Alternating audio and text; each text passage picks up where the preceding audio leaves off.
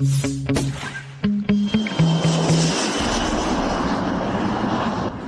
back in action again.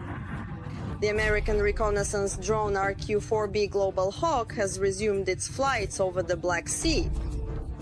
The last time such a drone carried out a combat mission in this area was back in June 2024. And now, almost a year later, the Globalhawk has returned. And whether by coincidence or not, this happened to coincide with a major explosion. On May 16, Ukraine struck an ammunition depot in Pereval with drones. Perhaps the drone decided to check how successful that strike was. Although even without the drone, everything was already clear there. Why did the American bird stop, then resume flying? And what kind of drone is this anyway? So, what was the purpose of the American bird back then? Why did it often fly over the Red Sea, and why has it now resumed its flights? What means CAD lift, Hamburg? All this and more coming up in just a moment.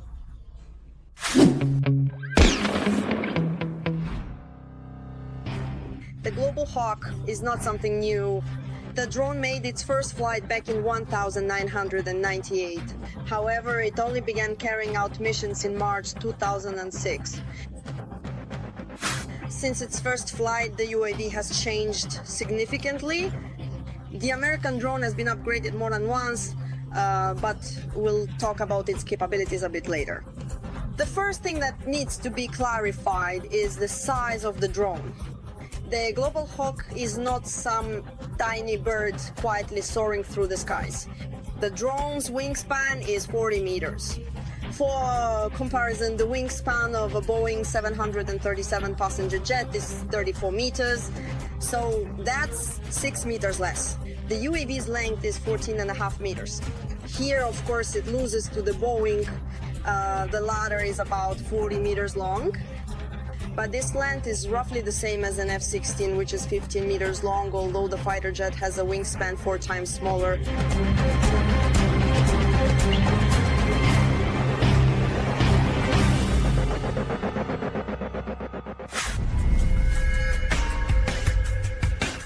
As for its specifications, this drone is a real treasure for reconnaissance. It has true hawk-like vision.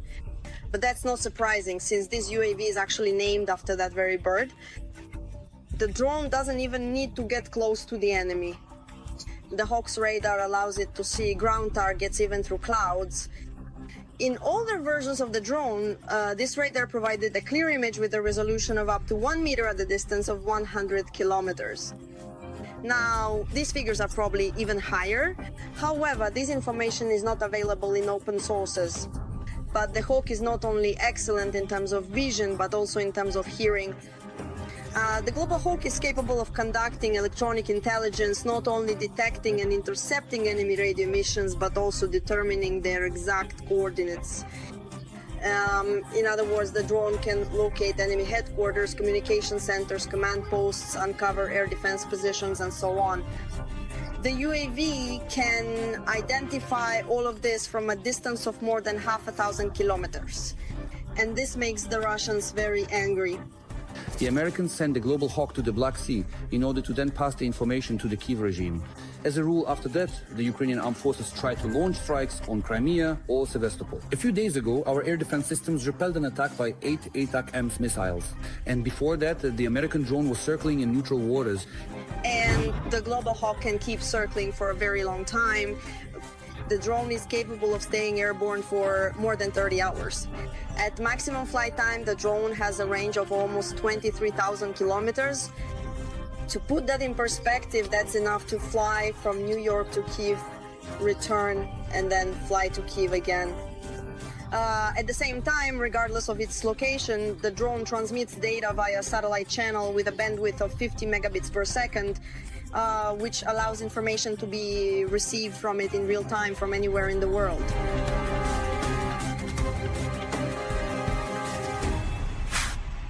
The US has been using its drone in the skies near Ukraine since 2014. Several months before Russia's full-scale invasion, Global Hawk drones began conducting monitoring missions more and more frequently.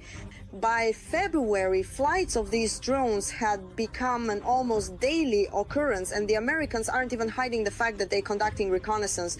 The flights are carried out with a transponder that transmits information about the UAV's coordinates, speed, and altitude. And the drone's purpose really is to help Ukraine. It gathers intelligence data that our defenders later use. The Pentagon shares intelligence data with Ukraine that Bavovna, the explosions that regularly happen in Sevastopol and other cities, I'm more than sure, happen thanks to American intelligence. In other words, we spot some high-value target plane worth striking, or a ship. And then that very Bavovna, the explosion happens. At the same time, an important detail, the United States sends drones without any fighter escort, meaning without protection. And the reason is simple, the US does not want escalation. If, for example, an F-16 were to fly alongside the drone, it could easily shoot down a Russian Su-34. And that, in turn, would be a direct confrontation between the US and Russia. The United States does not want that for now. On the other hand, losing a drone during reconnaissance is not that big of a problem. It's unpleasant but not critical. And such an incident has already happened. The US lost an MQ-9 Reaper drone over the Black Sea, which was also conducting reconnaissance. This happened in March 2023. A Russian Su-27 fighter intercepted, damaging the drone.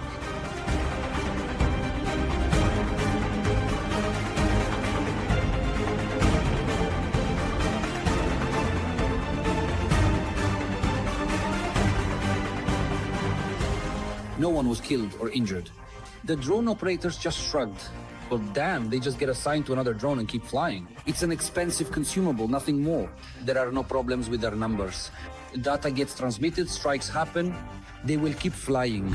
After the drone was shot down, there was no real reaction from the American side. They called the Russian pilots' actions reckless. That was basically it. The Russians made a bigger show of it. They even awarded the crew of the Su-27 that shot down the drone. Meanwhile, the Americans didn't send another Reaper for reconnaissance, but instead deployed the Hawk you already know about. Data collection continued. The Reaper has a propeller engine, while the Global Hawk has a jet engine. So it's faster and flies higher. It's much harder to shoot it down. Of course, if there's an aerial battle, it doesn't stand a chance against the Su-34. But you still have to catch up to it first. What do you think of the American Hawk? Share your thoughts in the comments and don't forget to give us a like. And be sure to subscribe to our Arsenal channel so you don't miss any of the most interesting content.